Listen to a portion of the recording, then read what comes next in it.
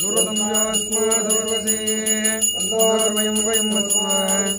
देवानामसि ॐ मान्नाय विद्महे महादेवाय धीमहि तन्नो रुद्रः प्रचोदयात् श्रीरामलिंगेश्वर स्वामिने नमो नमः रदन्ति भोगं भुजगेन्द्रदुसर्पगदाभरणम्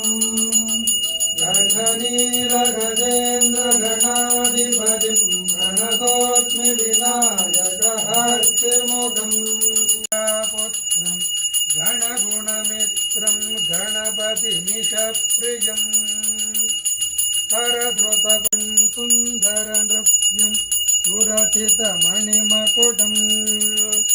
प्रणमतदेहं प्रकटितकालं षड्गिरितालमिदम् ओम नमः देवताभ्यो नमः ओम हिरण्यवासिमदा